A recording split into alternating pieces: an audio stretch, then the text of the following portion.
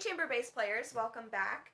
We're going to talk about phrasing today. So when you think of the term phrasing, take a second and think about what you interpret that as or what that means to you. So when I think about phrasing, I think about taking the emotion of what I feel in a piece, of what I want to be happening emotionally in a piece, and I interpret that using three things: dynamics, timing, and emphasis. So I'll say that one more time: dynamics, so volume, right, loud or soft; timing, so playing something a little quicker or a little slower; and emphasis, what you choose to focus on in a measure or a passage, and how you choose to show that focus.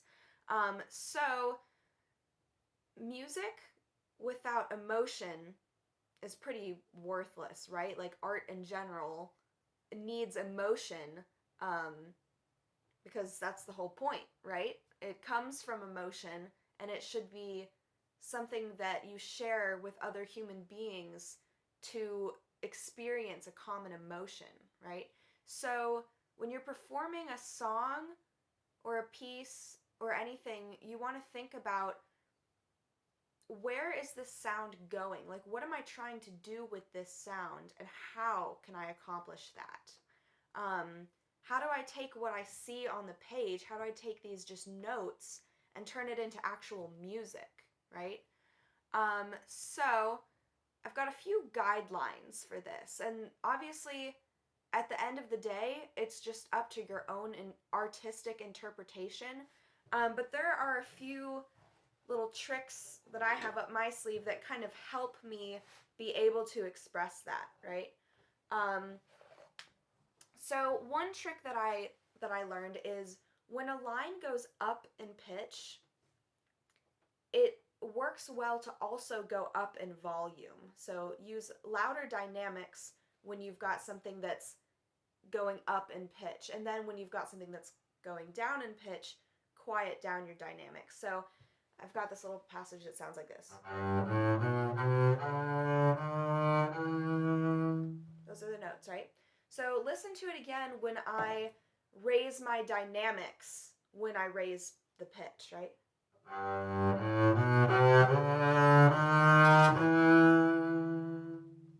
A lot more emotion, right? It sounded like a real bass player was playing it that time, right? So yeah, and then listen to it kind of the other way. So I'll just play like descending notes. Right? Just sounds whatever, right? But when I play it like this, a little more emotion there, right? It sounds prettier. It sounds more intentional and more professional.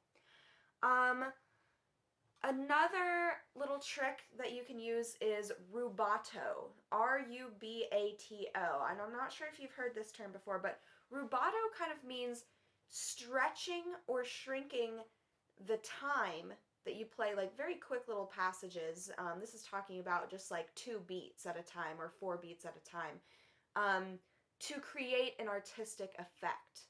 So let's take that first passage again. Right? When I play it with rubato, I'm going to stretch out the last couple of notes for effect.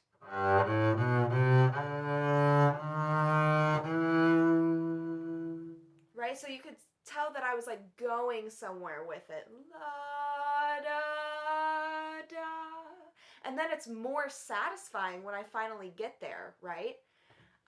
So rubato is a good tool to have in your pocket. Rubato works best when you find the passage, find the most important part in a passage. So that one that I play, that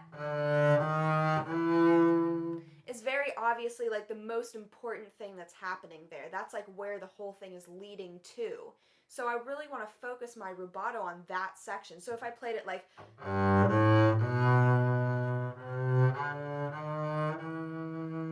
it's kind of like, what are you doing with that? Where are you going? You know, phrasing has to have intention. you have to decide a specific thing that you're doing with it, and do it very obviously.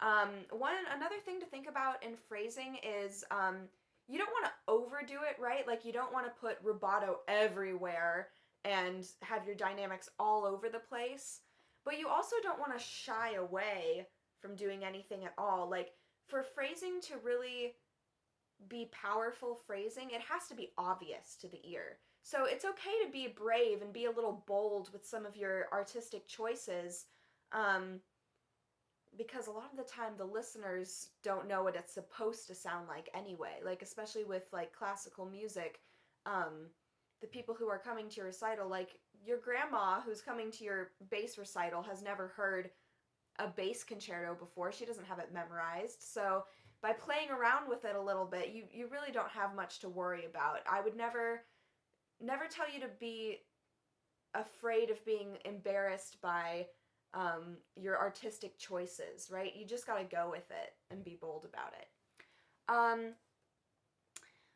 So let's talk about emphasis now. So we can use our bow in different ways to create emphasis. Obviously, we talked about a few weeks ago how down bows have a different impact than up bows, right? So choose how you use your bow wisely and intentionally to create certain tones in your music. So, for example, if I've got a passage that's marked staccato, and markings, you take markings and you phrase them yourself. So my staccato might look totally different than the staccato of a person next to me.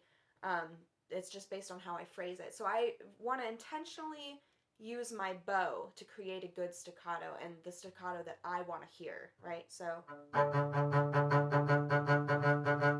I'm being intentional with my bow. I'm thinking about how much lift do I have? How much time on the hair with it touching the string am I using? How fast am I going? So I'm really being very conscientious of my bow. I'm not just saying, oh, staccato means short. Right? You have to think about everything that goes into it. So read the markings on the page to decide your phrasing. If it says dulce, we know that that means sweetly. So if something says sweetly, I'm not going to play it like this.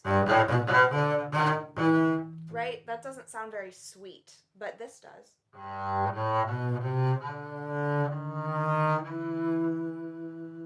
So use the context clues. Like if something says agitato, that means agitated. So that works well for agitato, right? So yeah, always use your context clues.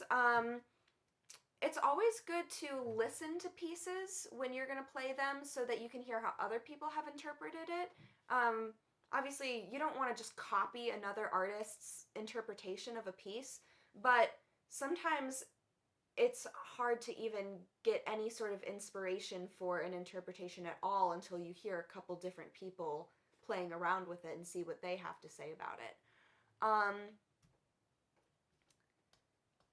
I believe that is it for my tips for phrasing. Always remember, most of all, focus on what you feel inside, right? And super cheesy, of course, but that's really what it comes down to. Play it how you feel it and how you want it to sound. Your assignment for this, I am going to include a list of musical resources, so different places where you can find new sheet music to print and learn, and